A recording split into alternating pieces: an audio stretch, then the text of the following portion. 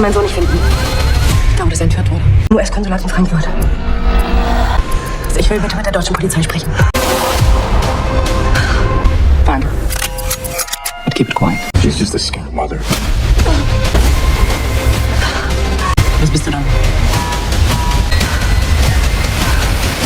Imagine discovering a plot hole so massive, it collapses Exterritorial entire universe. Let's dissect the scene that broke the internet.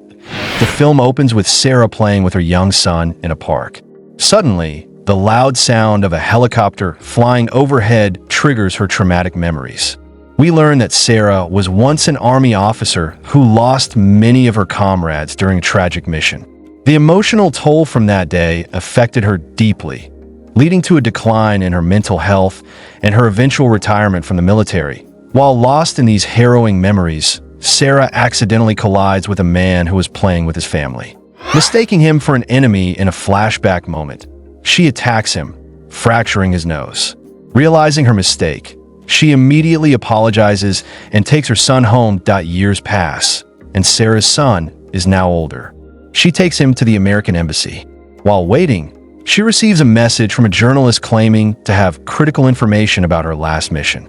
This journalist also sends a video hinting at what happened during the attack years ago. As people wait in long queues, Sara leaves her son in the embassy's playroom to keep him entertained. When she returns, she notices two boys suspiciously exchanging a bag near a restricted area. Though concerned, she decides not to interfere. However, when she goes back to retrieve her son from the playroom, he is missing. Panic sets in as she frantically searches every room and hallway. She approaches Eric, the regional security officer, and requests to check the restricted area. Believing her son may have gone through the door the two boys had opened, Eric arranges for the embassy staff to search for the boy. However, the restricted door remains closed, as it cannot be opened without proper authorization. Just then, a sergeant whispers something to Eric, who then takes Sara to an office. There, she is told that she had arrived at the embassy alone. There's no record of her son entering with her. The CCTV footage also shows Sara arriving by herself. Infuriated and confused, she demands to speak with the federal police, but Eric allows her to make a call. And when she contacts the authorities, they inform her that embassies are considered American soil and local police cannot interfere. They can only send officers to escort her out of the embassy. Left alone in a locked room, Sara calls her mother and begs her to contact the authorities, insisting that the embassy has kidnapped her son. Her mother, however, questions her mental state, asking if Sara has been taking her medication. This frustrates Sara further. Due to past trauma, she has experienced hallucinations and delusions, so her mother assumes she's imagining everything. Determined, Sara finds a pin in the room and uses it to pick the lock and escape. She rushes back to the playroom and finds her son's toy car, proof that he had been there. This strengthens her belief and gives her hope. She starts breaking CCTV cameras and opening doors, eventually discovering a girl locked inside one of the rooms. The girl, Irina, is frightened at first, but Sara calms her down, apologizing and explaining that she is just looking for her son. Irina reveals she has been imprisoned in the embassy for 2 months. She proposes a deal. She will help Sara find her son if Sara helps her escape. Sara agrees.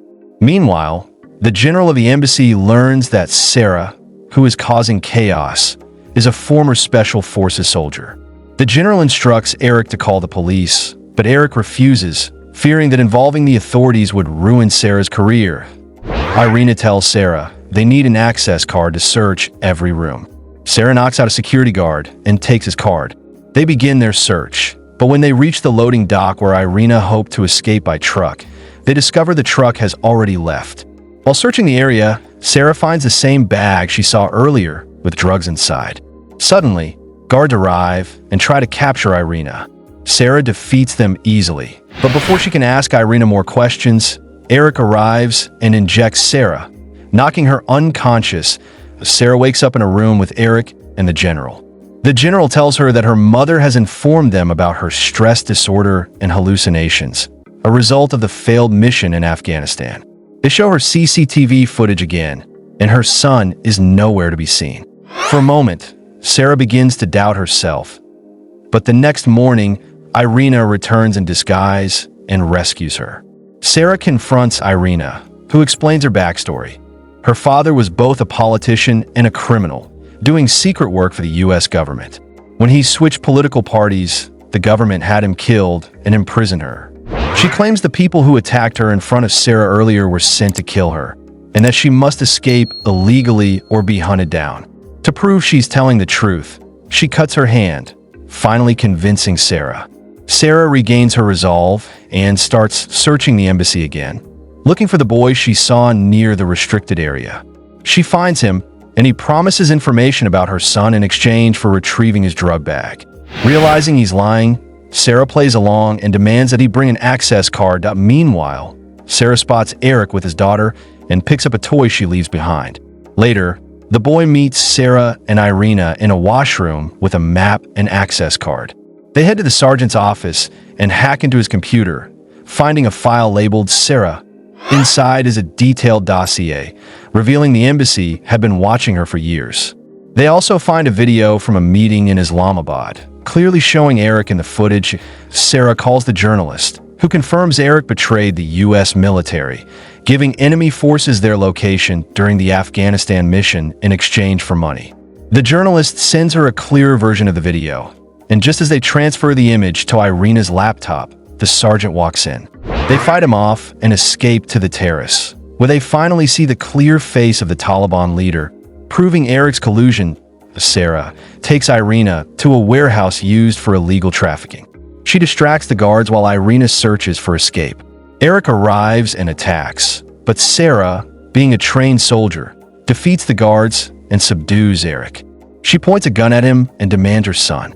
Eric denies wanting to kill her, but Sara insists he wants her dead because she is the last survivor of the Afghanistan attack, his only living witness. That Eric admits everything. He confesses he had made Sara's son disappear from the embassy's records and CCTV. Then he shoots Sara and himself in the leg, making it look like she attacked first. Outside, everyone believes Sara is a terrorist. The embassy plans to destroy the safe house she's in with a bomb. But Sara had recorded Eric's confession on the toy phone of his daughter. As the bomb countdown begins, Sara plays the audio through the embassy's loudspeakers. Everyone outside hears Eric's betrayal and his confession to working with the Taliban. Shocked, the embassy officials arrested Eric immediately. Sara is rescued, and her son is returned to her safely. She receives full medical treatment, recovers completely, and in the final scene, she is shown happy and safe, reunited with her son. Agree? Disagree? Let's start a comment civil war. And if you're obsessed with hidden movie secrets, smash that bell. Our next video might ruin your childhood. Thanks for watching.